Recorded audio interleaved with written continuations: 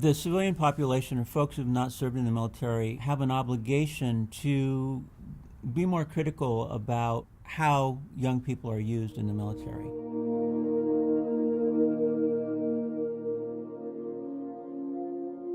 My name is Jorge Mariscal. I'm a professor of literature at UC San Diego, director of Chicano studies, and a veteran of the U.S. Army during the Vietnam War.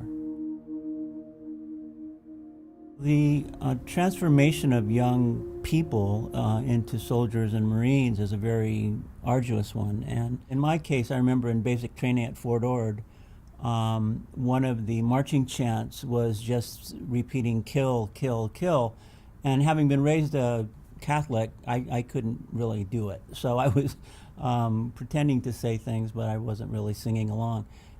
So when young people go in the military, there's this clash of what I would call military necessities, like violence, and the values with which those young people were raised. And I would ask people who've never been in the military or don't know combat, that they think about that they think about the stress young people are under when those value systems come into conflict.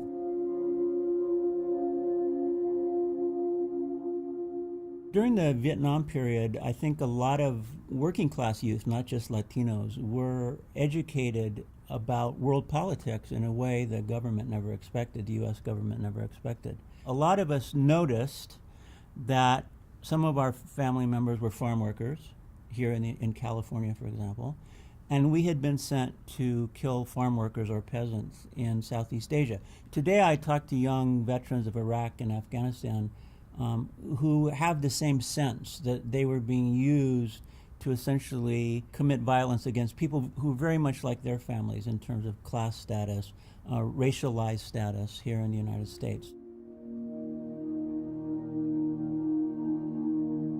I think it would be wrong to judge veterans on whatever one's position was on a particular war, because again,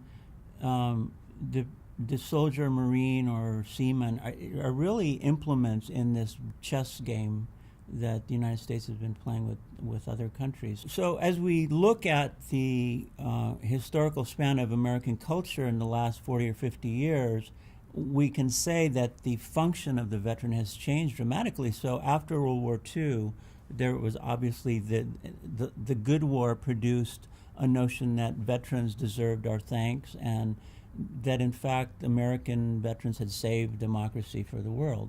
So there was a glorification of the veteran. The Vietnam experience completely flips that on its head. And how does the veteran get portrayed after Vietnam? Usually in the popular media, criminals, violent assassins, and all the rest of it.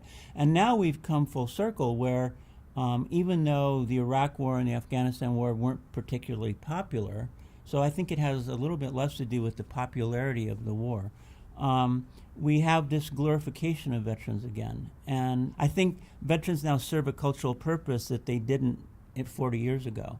And that purpose is essentially to validate, right, the way in which the military gets used.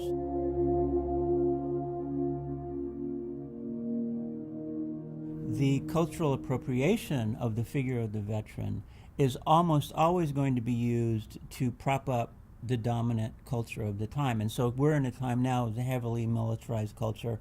Veterans are seen, and first responders are part of this narrative too, right? Especially post 9/11, that these are our heroes. And I think a lot of veterans coming back now from Iraq and Afghanistan, and they're going to reject the hero label altogether. They're going to feel a sense of very strong irony when people say thank you for your service.